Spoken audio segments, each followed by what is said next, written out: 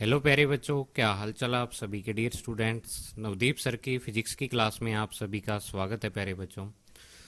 तो देखिए dear students, अपने कर रहे थे इलेक्ट्रिसिटी एंड मैग्नेटिज्म वाली बुक जो बीएससी में आपके। तो उसके अपने इक्वेशन ऑफ कंटिन्यूटी टॉपिक था जो प्रीवियस वीडियो में अपने डिस्कस किया था। आज का जो टॉपिक है ये बिल्कुल सिंपल सा टॉपिक है और आपने ट्वेल्थ क्लास में ये वाला टॉपिक पढ़ रखा है। तो यहाँ पर एक तरीके से ये आपका रिपीट ही हो रहा है टॉपिक। तो इसमें अपने मेन तो किरचॉफ लॉ के बारे में पढ़ेंगे जो आपने देख रखा होगा आज की हेडिंग में। लेकिन किरचॉफ लॉ को पढ़ने से पहले अपने थोड़ी सी डेफिनेशंस हैं, वो डेफिनेशंस पढ़नी जरूरी है। तो वो डेफिनेशंस के बारे में डिस्कस करते हैं। तो देखिए सबसे पहले डेफिनेशन जो आपके पास है, important definition related to electric circuits. तो पहली डेफिनेशन है नोड। ठीक है, हिंदी में भी इसको नोड ही बोलते हैं। तो नोड अपने किसको बोल देते हैं कि वह पॉइंट जहां पर दो एलिमेंट्स के सिरे कनेक्टेड हों। सिरे मतलब जो उनके एंड्स हैं वो दोनों क्या हों, कनेक्टेड हों। तो उसको अपने क्या बोल देते हैं, नोड बोल देते हैं। तो जैसे कि मान लो ये दो रेजिस्टेंस लगे हुए हैं यहाँ पर, मैं और कलर के पेन से आपको बता देता हूँ कि दो रेजिस्टेंस है। मान लो ये R1 रेजिस्टेंस है, प्रतिरोध है, और ये R2 रेजिस्टेंस है आपके पास यहाँ पर। तो जो यहाँ पर इन दोनों के बीच का कॉमन पॉइंट होगा, जहाँ पर इन दोनों के जो कॉमन एंड है, मतलब कि जो सिरे हैं वो क्या है, एक कॉमन पॉइंट पर कनेक्टेड होंगे। तो उस कॉमन पॉइंट को अपने क्या बोल देते हैं, नोड बोल देते हैं। ठीक है। तो अब नोड क्या है, आगे दो टाइप के होते हैं। नोड के जो टाइप हैं वो दो हैं। एक तो सबसे जो पहला है वो है सिंपल नोड, कि जो अपने यहाँ पर देखा था, ये सिंपल नोड का ये एग्जांपल है कि जहाँ पर क्या हो, नोड बिटवीन टू एलिमेंट्स, कि दो एलिमेंट्स के बीच में क्या हो, ये नोड होता है। कि जहाँ पर दो एलिमेंट्स, जैसे मान लो कि किसी सर्किट में यहाँ पर कैपेसिटर लगा हुआ है, तो और यहाँ पर क्या है, रेजिस्टेंस है। तो इन दोनों के बीच का जो ये कॉमन पॉइंट है, इसको अपने क्या बोलेंगे, सिंपल नोड बोल देंगे। ये सिंपल नोड के काम करता है यहाँ पर। ठीक है। अब नेक्स्ट है प्रिंसिपल नोड। प्रिंसिपल नोड या मुख्य नोड जिसको बोल देते हैं, ये क्या होता है कि node between more than two elements, ज़्यादा दो से ज़्यादा एलिमेंट के बीच में जो नोड होता है उसको अपने प्रिंसिपल नोड बोल देते हैं। जैसा कि ये डायग्राम में दिखाया हुआ है कि ये वाला जो नोड है ये यहाँ पर प्रिंसिपल नोड का काम करता है। कि यहाँ पर देखो आप, ये वाले रेजिस्टेंस का सिरा, इसका सिरा और इसका, इन तीनों के एंड यहाँ कॉमन पॉइंट पर कनेक्ट हैं, जुड़े हुए हैं। तो इसको अपने प्रिंसिपल नोड बोल देते हैं। जो ये देखो क्लास है ना, ये हिंदी और इंग्लिश मीडियम दोनों के लिए है। तो इंग्लिश में ज़्यादा मैं इसलिए बता रहा हूँ क्योंकि ये जो इसकी जो लैंग्वेज है, ज़्यादा इंग्लिश में ही अपने इसको एक्सप्लेन करते हैं। तो हिंदी में भी थोड़े थोड़े वर्ड मैं इसमें बोलता जाऊँगा। ठीक है। तो आपको समझ आ रहा होगा, मुझे उम्मीद है। तो ये प्रिंसिपल नोड होता है जहाँ पर दो या दो से ज़्यादा एंड हैं, वो क्या है, कनेक्टेड हों किसी एलिमेंट के, दो से ज़्यादा एलिमेंट कनेक्ट हों। फिर उसके बाद आता है लूप। लूप क्या होता है, किसी भी सर्किट का स्टार्टिंग व एंडिंग नोड एक ही हो तो उसे लूप कहेंगे। कि जैसे मान लो ऊपर वाले सर्किट में यहाँ दो लूप हैं, कि मान लो यहाँ से आप स्टार्ट कर रहे हो, किसी इस लूप को स्टार्ट कर रहे हो, यहाँ से इधर चले, फिर इधर चले, फिर ऐसे मुड़ गए, ऐसे मुड़ गए, आगे ये नोड आ गया, फिर ऐसे ऐसे मुड़ गए, ऐसे आगे, ऐसे आते आते आप दोबारा स्टार्टिंग और एंडिंग जहाँ पर आपकी एक ही नोड से हो, यही स्टार्ट पॉइंट और यहीं आप क्या कर रहे हो, एंड कर रहे हो। तो ये वाला यहाँ पर क्या है, जिसको एक नंबर से लिख रहा हूँ, लूप है। बिल्कुल उसी तरीके से ही यहाँ पर ये दूसरा लूप आ जाएगा कि ये वाला जो बंद है चारों तरफ से, ठीक है, ये लूप आ जाएगा यहाँ पर। और एक तीसरा लूप भी है यहाँ पर। अब आप कहोगे कि सर तीसरा कौन सा है, कि अगर मैं ये बीच वाला यहाँ पर जो रेजिस्टेंस है इसको इग्नोर कर दूँ, इसको इग्नोर करूँ, तो ये पूरा यहाँ से लेके जो ये डायग्राम बना रहा हूँ मैं, ये यहाँ पर क्या आ जाएगा, तीसरे लूप की तरह काम करेगा, थर्ड लूप की तरह काम करेगा। और आप जो ये लूप है ना, ये लूप अपने को लेने पड़ा करेंगे, जो आगे क्वेश्चन करेंगे ना उसमें क्वेश्चन में अपने को लूप लेने पड़ेंगे। ठीक है। तो तभी आपको बता रहा हूँ कि इस डायग्राम में तीन लूप हैं, अगर ऐसा डायग्राम आपके पास आ जाए, और ज़्यादातर ऐसा ही डायग्राम यहाँ पर आता है। फिर उसके बाद आती है ब्रांच। ब्रांच क्या होती है कि दो अलग अलग नोड्स के बीच का सर्किट का पार्ट, कि दो अलग अलग नोड है, कि मान लो एक नोड यहाँ पर है, यहाँ मान लो एक कैपेसिटर लगा हुआ है, एक रेजिस्टेंस लगा हुआ है, एक बैटरी लगी हुई है, और यहाँ पर दूसरा नोड आ गया है। मान लो ये ए पॉइंट पर पहला नोड है और बी पॉइंट पर दूसरा नोड है आपके पास। तो उसको अपने इस पूरी लाइन को, ए से लेके बी तक की जो लाइन है जिसके अंदर ये एलिमेंट कनेक्ट है, इसको अपने क्या बोल देते हैं, इसको बोल देते हैं ब्रांच। तो एक ब्रांच में एक, दो या ज्यादा एलिमेंट हो सकते हैं। जैसे मान लो यहाँ पर एक, दो और तीन एलिमेंट। एलिमेंट का मतलब जो इलेक्ट्रिक सर्किट के अंदर चीजें यूज होती हैं, जैसे की होगी, इंडक्टर हो गया, कैपेसिटर हो गया, रजिस्टर हो गया, इस तरीके से इन सबको इलेक्ट्रिक एलिमेंट्स बोल देते हैं। तो वो दो या दो से ज्यादा भी कनेक्ट हो सकते हैं, ठीक है। तो इसको ब्रांच बोलेंगे। जैसे मान लो कि अगर इस डायग्राम में बात करूं, मैं इसको एक बार मिटो देता हूं, आपके समझ में आ जाएगा। तो अगर इस डायग्राम की बात करूं मैं यहाँ पर, तो इस डायग्राम में यहाँ से लेके ये वाली एक ब्रांच होगी, यहाँ से लेके ये वाली एक ब्रांच होगी, यहाँ से लेके ये वाली एक ब्रांच होगी। दो नोड्स के बीच की जो लाइन होती है, तो यहाँ पर देखो एक एक ही यहाँ पर रेजिस्टेंस कनेक्ट है। अब यहाँ से लेके और यहाँ तक इस नोड तक बात करूँ मैं, तो यहाँ पर दो एलिमेंट्स कनेक्ट हैं, ठीक है। ऐसे इनको अपने क्या बोल देते हैं, ब्रांच बोल देते हैं। ये इनके नाम रखे हुए हैं। अब उसके बाद ये तो थी सिंपल डेफिनेशंस। उसके बाद आपके पास जो टॉपिक आता है वो आता है Kirchhoff's law for circuit analysis. कि जो कॉम्प्लेक्स सर्किट होते हैं, कॉम्प्लेक्स मतलब जो मुश्किल सर्किट होते हैं, जिनमें करंट निकालना या वोल्टेज निकालनी या रेजिस्टेंस निकालना मुश्किल होता है, वहां पर ये वाला लॉ है वो काम में बहुत आते हैं, किरचॉफ के लॉ, उन सर्किट को सॉल्व करने में। तो लॉ क्या है आपके पास, सबसे पहला जो लॉ है आपके पास किरचॉफ का, किरचॉफ्स करंट लॉ, केसीएल इसको बोल देते हैं, करंट का लॉ। अब ये लॉ आपको क्या कहता है कि algebraic sum of all the currents on a node is always zero. जैसे मान लो कि यहाँ पर ये एक नोड है, यहाँ पर बहुत सारे एलिमेंट्स आगे जुड़ रहे हैं, तो वो नोड होगा। तो ये कहता है कि एक नोड पर जितने भी करंट आते हैं, जितने भी करंट वहां पर अवेलेबल होते हैं, उन सब का एल्जेब्रिक सम, मतलब डायरेक्ट जोड़ कर दो। एल्जेब्रिक सम का मतलब होता है जैसे 2+2 आप 4 करते हो, तो ये एक एल्जेब्रिक सम है, ठीक है, बीजगणितीय जोड़ जिसको बोल देते हैं। तो वो एल्जेब्रिक सम क्या होता है, जीरो होता है। लेकिन कंडीशन क्या है कि आपको जो इनकमिंग करंट है वो पॉजिटिव लेने पड़ेंगे और आउटगोइंग करंट है वो नेगेटिव लेने पड़ेंगे। मतलब ये वाला जो नोड है इसकी तरफ आने वाले जो करंट है वो आपको पॉजिटिव लेने पड़ेंगे, जैसे ये वाले करंट हो गए। और अगर कोई करंट इससे दूर जा रहा है, आउटगोइंग मतलब बाहर जा रहा है, तो वो करंट आपको नेगेटिव लेना पड़ेगा। तो अगर इस डायग्राम के लिए मैं बात करता हूं, तो दो करंट यहाँ पर बाहर जा रहे हैं और तीन करंट यहाँ पर इसके पास आ रहे हैं। तो I1 plus I2 minus I3 minus I4 plus I5 is equal to zero के इक्वल आएगा। मतलब इनकमिंग वालों को पॉजिटिव ले लिया और आउटगोइंग वालों को नेगेटिव ले लिया। या आप जो एक इसका और लॉ है, मतलब इसकी और फॉर्म है, वो आप ये भी लिख सकते हो कि incoming current is equal to outgoing current. Incoming और आउटगोइंग करंट क्या होते हैं, इक्वल होते हैं। कि अगर मैं यहां से इस समीकरण से नेगेटिव वालों को इधर ले जाऊं, जीरो वाली साइड, तो I1 plus I2 plus I5 ये किसकी इक्वल हो जाएगा, आपके पास I3 प्लस I4 की इक्वल हो जाएगा। तो आप देखो कि आउटगोइंग करंट इनकमिंग वालों के इक्वल है। तो इसका मतलब ये है कि ये वाला जो लॉ है किस पर बेस्ड है, based on charge conservation, conservation of charge पर ये वाला लॉ क्या है, बेस्ड है। कि चार्ज कंजर्वेशन के बारे में बताता है कि चार्ज है वो क्या रहता है, हमेशा कंजर्व रहता है। कंजर्व रहने का मतलब कि जितना चार्ज इस नोड पर आ रहा था उतना ही चार्ज यहाँ से जा रहा है। कि आप देखो इलेक्ट्रिक करंट आई क्या होता है, इलेक्ट्रिक करंट की डेफिनेशन क्या होती है, फ्लो ऑफ चार्जेस, आवेशों का प्रवाह, कि आवेश प्रवाहित होते हैं, ठीक है। आई फ्लो ऑफ चार्जेस होता है।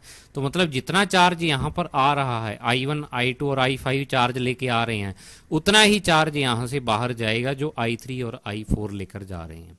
तो ये कंजर्वेशन ऑफ चार्ज पर क्या है, बेस्ड है जो आपका लॉ है, ठीक है। मुझे उम्मीद है समझ में आ गया होगा लॉ। तो जब भी किसी नोड पर आपको करंट दिख रहे हो, दो या दो से ज्यादा करंट दिख रहे हो, तो तब आपको वहां पर ये वाला लॉ है वो अप्लाई कर देना है। अब इन लॉज को कैसे अप्लाई करना है वो न्यूमेरिकल्स में अपने और देखेंगे, न्यूमेरिकल्स में आपको और ज्यादा समझ में आ जाएगा। फिर उसके बाद आता है आपके पास किरचॉफ्स वोल्टेज लॉ, किरचॉफ का वोल्टेज का लॉ आपके पास। तो वोल्टेज लॉ केवीएल इसको शॉर्ट में बोल देते हैं। ये क्या कहता है कि algebraic sum of all voltage in a closed path या लूप और सर्किट इज ऑलवेज जीरो। ये कहता है कि किसी लूप में, कोई लूप आप ले लो, लूप अपने पढ़ा था ना अभी, क्या होता है लूप की, जिसका स्टार्टिंग और एंडिंग नोड एक ही हो। तो उस लूप में जितने भी वोल्टेज है, उन सभी वोल्टेज का एल्जेब्रिक सम मतलब डायरेक्ट जोड़ किसके इक्वल होगा, ऑलवेज जीरो के इक्वल होगा। लेकिन जीरो कैसे होगा, जैसे आपने ऊपर पॉजिटिव और नेगेटिव करंट लिए थे, आपको यहाँ पॉजिटिव और नेगेटिव वोल्टेज लेनी पड़ेगी। तो वो वोल्टेज आपको कैसे लेनी है, वो देखो कि अगर तो आपके पास बैटरी आ जाए, फॉर बैटरी, ये वाला लॉ है, ये किसके लिए है, बैटरी के लिए है। तो बैटरी के अगर आप नेगेटिव से पॉजिटिव टर्मिनल की ओर चल रहे हो का मतलब जो अपने लूप लेंगे उसकी एक डायरेक्शन लेंगे, तो उसी डायरेक्शन में अपने को चलना पड़ेगा। तो अगर आप बैटरी के नेगेटिव से पॉजिटिव टर्मिनल की तरफ जा रहे हो तो आपको वोल्टेज को पॉजिटिव लेना है, और अगर आप बैटरी के पॉजिटिव से नेगेटिव टर्मिनल की तरफ जा रहे हो तो आपको बैटरी की वोल्टेज को नेगेटिव कंसीडर करना है। समझ आई बात। फिर रेजिस्टेंस के लिए अगर आपके पास प्रतिरोध आ जाए, क्योंकि रेजिस्टेंस पर भी वोल्टेज आती है कि मान लो यहाँ पर आई करंट फ्लो हो रहा है और आर रेजिस्टेंस है, तो V is equal to I R, यहाँ पर क्या आ जाएगी, वोल्टेज आ जाएगी, वोल्टता का मान आ जाएगा। ठीक है। तो अगर मान लो यहाँ पर आपको करंट, इस करंट की, जो यहाँ पर करंट जा रहा है, इस करंट की डायरेक्शन में आप चल रहे हो, उस करंट की दिशा में आप जा रहे हो, तो V की वैल्यू आपको हमेशा नेगेटिव लेनी है, माइनस आई आर यहाँ पर लेनी है। और अगर आप जो डायरेक्शन में चल रहे हो करंट उसके अपोजिट डायरेक्शन में है, तो आपको V की वैल्यू को हमेशा क्या लेना है, पॉजिटिव यहाँ पर कंसीडर करना है। अब इनका एप्लीकेशन, इनका यूज कैसे करेंगे क्वेश्चन में, वो अभी अपने एक क्वेश्चन देखते हैं। तो उसी क्वेश्चन में आपको सारा समझ आ जाएगा जो किरचॉफ्स लॉ है वो कैसे अपने यूज करते हैं। ठीक है। तो ये आपके सामने एक क्वेश्चन है, using Kirchhoff's laws find the value of current flowing from each resistance. आपको हर एक रेजिस्टेंस में से, कई रेजिस्टेंस आपके सामने है, हर एक रेजिस्टेंस में से आपको क्या यहाँ पर निकालना है, करंट की वैल्यू आपको फाइंड करनी है। ठीक है। तो करंट आपको दिया नहीं हुआ, आपको यहाँ पर खुद को कंसीडर करना पड़ेगा।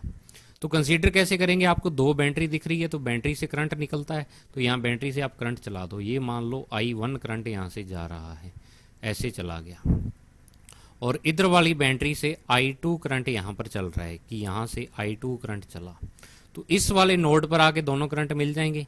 अब मैं ये मानता हूँ कि दोनों करंट मिलके इस रेजिस्टेंस में से ऐसे जा रहे हैं, प्रतिरोध में से। देखो करंट इससे अलग भी जा सकते हैं, लेकिन मैं अपनी तरफ से मान रहा हूँ यहाँ पर करंट्स को। तो आप कहोगे कि सर आप अपनी तरफ से कैसे मान सकते हो, यहाँ पर मान लो कि इस वाले नोड पे ये दोनों करंट फिर से अलग अलग हो गए, सेपरेट हो गए। I2 करंट यहाँ से चला गया, यहाँ से जाके और इस बैटरी के नेगेटिव टर्मिनल में, और इधर भी बैटरी के नेगेटिव टर्मिनल में। तो यहाँ से इस वाले 2 ओम का रजिस्टेंस है, इसमें से 2 करंट फ्लो हो रहे हैं, I1 प्लस I2। देखो यहाँ पर जो मैंने करंट की डायरेक्शन मानी है, इसके अपोजिट डायरेक्शन भी हो सकती है करंट की। तो जो डायरेक्शन अपने मान रहे हैं उसके अगर अपोजिट डायरेक्शन होगी करंट की, कि आप गलत मान लिया आपने डायरेक्शन, तो जो आपका आंसर आएगा ना उसमें ऑटोमेटिक वो वाला करंट नेगेटिव आ जाएगा। तो नेगेटिव का मतलब ये है कि जो डायरेक्शन आपने मान रखी है करंट की डायरेक्शन, उससे जस्ट क्या है, अपोजिट डायरेक्शन है। अब इस क्वेश्चन को करते हैं सॉल्व। तो सॉल्व करने के लिए सबसे पहले आपको ये वाले 2 लूप लेने पड़ेंगे। देखो मान लो पहला लूप आपके पास ये वाला है और दूसरा लूप आपके पास ये वाला है। वैसे तो 3 लूप भी हो जाएंगे, तीसरा भी ले सकते हो, मैंने कहा था, लेकिन यहाँ पर आपको 2 ही लूप लेने, क्योंकि करंट आपके पास 2 ही है। ठीक है, 2 करंट है तो 2 लूप सफिशियंट है। अब लूप में आपको डायरेक्शन लेनी पड़ेगी आपके चलने की, आप कौन सी डायरेक्शन में चलोगे, क्लॉकवाइज चलोगे या एंटी क्लॉकवाइज चलोगे। तो मान लो मैं यहाँ पर ऐसे एंटी क्लॉकवाइज डायरेक्शन में चल रहा हूँ, इस वाले लूप में भी और इस वाले लूप में भी ऐसे चल रहा हूँ। ठीक है। तो एंटी क्लॉकवाइज, आप क्लॉकवाइज भी ले सकते हो, उसमें कोई दिक्कत नहीं है। ठीक है, आप क्लॉकवाइज डायरेक्शन भी ले सकते हो। तो अगर मैं सबसे पहले कहाँ, जहाँ मर्जी से स्टार्ट कर लो आप, कि मान लो आप यहाँ से कर रहे हो स्टार्ट, कि इस वाले पॉइंट से, इस वाले पॉइंट से इधर चलना है, फिर नीचे आना है, फिर ऐसे आना है, फिर ऊपर जाके और यहाँ से, मान लो आप यहाँ से स्टार्ट कर रहे हो, तो बैटरी के नेगेटिव से पॉजिटिव टर्मिनल की तरफ आप सबसे पहले जा रहे हो। तो जो वोल्टेज है वो आपको पॉजिटिव लेनी है, मतलब कि यहाँ पर सबसे पहले आपको लिखना है प्लस का 5, क्योंकि वोल्टेज है तो प्लस का 5। फिर आप रेजिस्टेंस में से जा रहे हो, आगे रेजिस्टेंस आ जाएगा, प्रतिरोध, और यहाँ पर करंट की डायरेक्शन में चल रहे हो। तो मैंने कहा था करंट की डायरेक्शन में जब चलेंगे तो रेजिस्टेंस के अक्रॉस जो वोल्टेज आएगी वो वोल्टेज नेगेटिव होगी। तो मैं यहाँ पर माइनस का लिख देता हूँ, -4I1, क्योंकि क्या होता है, I इंटू आर होता है। तो I की वैल्यू I1 है और R की वैल्यू आपके पास क्या है, 4 है, और इसको कैसा लेना, आपको नेगेटिव लेना है। ठीक है। फिर आप ऐसे चले, फिर उसके बाद इधर आ गए, तो इधर देखो, इधर वाले जो ये 2 ओम का रेजिस्टेंस है, इसमें भी करंट की डायरेक्शन में चल रहे हो, तो आपको -2 लेना है, और यहाँ पर जो करंट लेना है वो आपके पास I1 प्लस I2 करंट हो जाएगा और इज इक्वल टू 0, क्योंकि दोबारा से आप जब यहाँ से ऊपर जाओगे इस वाले लूप में तो यहाँ पहुँच जाओगे, तो ये वाला लूप कंप्लीट हो गया है। तो ये आपके पास एक इक्वेशन आ गई है, एक समीकरण आ गई है। इस समीकरण को थोड़ा सा एडजस्ट करते हैं। कैसे एडजस्ट करोगे कि प्लस का 5 है ही यहाँ पर और -4i1 है, अंदर मल्टीप्लाई करो, -2i1 और माइनस का 2i2 इज इक्वल टू 0।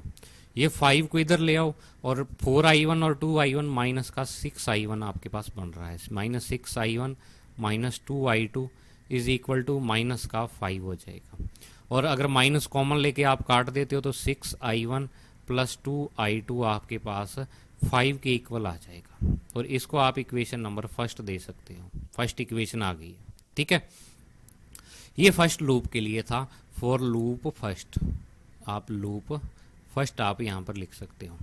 अब बिल्कुल ऐसे ही फॉर लूप सेकंड लूप के लिए अगर आपको इक्वेशन लिखनी हो, लूप नंबर जो सेकंड है, तो उसमें आप चलो मान लो कहीं मर्जी से आप स्टार्ट कर दो कि आप यहाँ से चल रहे हो या यहाँ से चल रहे हो। तो यहाँ देखो, आप जब इस लूप में चलोगे तो इस लूप में आपको ऐसे चलना पड़ेगा, ऐसे चलोगे, फिर इधर को चलोगे, फिर इधर इधर ऐसे करके। तो अब आप यहाँ पर इस लूप में अगर जा रहे हो, तो मैं एक मिनट यहाँ से थोड़ा सा इसको रफ कर दूं, फिर आपको समझ आ जाएगा कि डायरेक्शन कौन सी ले रखी है। तो देखो यहाँ पर इस लूप में अगर आप चलते हो, मान लो इस पॉइंट से चलते हो, तो यहाँ पर i1 प्लस i2 इस डायरेक्शन में आ रहा है और आप इस डायरेक्शन में चल रहे हो, तो करंट के अपोजिट डायरेक्शन में आप जा रहे हो। तो जो यहाँ पर 2 इंटू में i1 प्लस i2 ये आपको पॉजिटिव लेना पड़ेगा। मतलब ये इस 2 ओम के रेजिस्टेंस के अक्रॉस वोल्टेज है। ये टोटल V बराबर IR होता है ना, तो I की वैल्यू यहाँ पर i1 प्लस i2 है, R की वैल्यू 2 है, तो 2 into i1 plus i2 voltage बन गई।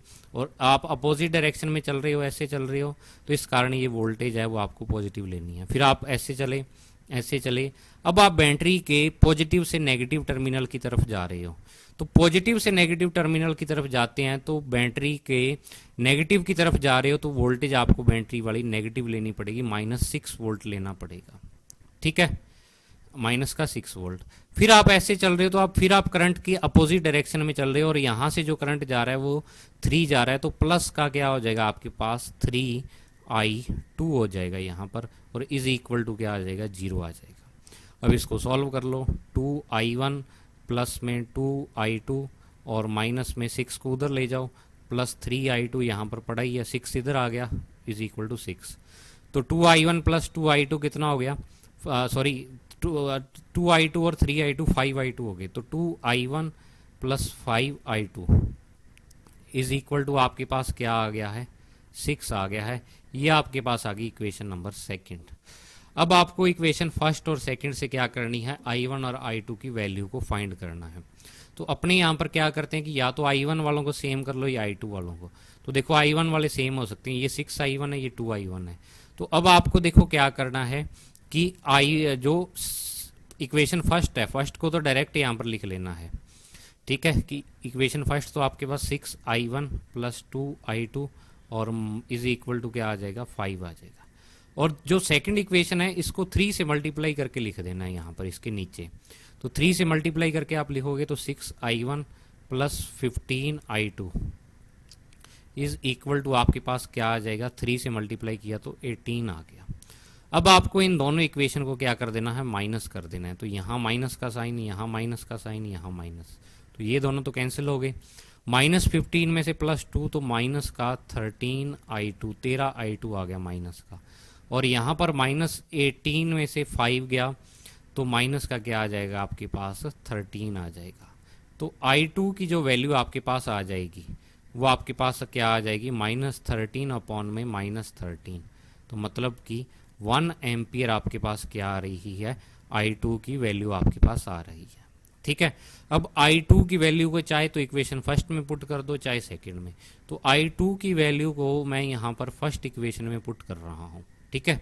तो i2 की वैल्यू 1 एम्पियर आ रही है, तो 6 इंटू i1 और प्लस में 2 इंटू i2 की वैल्यू 1 इज इक्वल टू 5 आ रहा है। तो 6i1 इज इक्वल और प्लस में 2 इज इक्वल टू 5, तो 6i1 is equal to 5 minus 2, तो मतलब 3 आ जाएगा। और I1 की जो वैल्यू आ जाएगी आपके पास 3/6, मतलब कि 1/2, मतलब 0.5 एम्पियर आपके पास क्या आ जाएगी, वैल्यू आ जाएगी। तो आप देखो यहाँ पर I1 और I2 दोनों की वैल्यू पॉजिटिव आ रही है। पॉजिटिव वैल्यू आने का मतलब ये है कि जो आपने करंट की डायरेक्शन मान रखी है, जो यहाँ पर पिंक जो कलर में करंट की डायरेक्शन आपने I1 I2 की दिखा रखी है, वो बिल्कुल सही डायरेक्शन है। अगर मान लो कि आपके पास I2 की वैल्यू -1 एम्पियर आ जाती, तो जो डायरेक्शन आपने मानी थी उसके जस्ट क्या हो जाती, ये करंट की डायरेक्शन उसके अपोजिट डायरेक्शन हो जाती। तो यहाँ पर दोनों ही वैल्यूज आपके पास क्या आ रही हैं, दोनों ही वैल्यूज पॉजिटिव आ रही हैं। तो इसका मतलब यहाँ पर करंट की जो वैल्यू है वो आपके पास सही है। जो करंट की डायरेक्शन आपने दिखा रखी थी क्वेश्चन में, वो बिल्कुल सही डायरेक्शन है। ठीक है, तो इस तरीके से आप किरचॉफ का लॉ लगा के और किसी भी सर्किट में करंट की वैल्यू है उसको फाइंड कर सकते हो। तो आज की वीडियो में बस इतना ही था। मुझे उम्मीद है आपको किरचॉफ लॉ है वो समझ में आ गए होंगे, और इससे नेक्स्ट टॉपिक अपने नेक्स्ट वीडियो में करेंगे।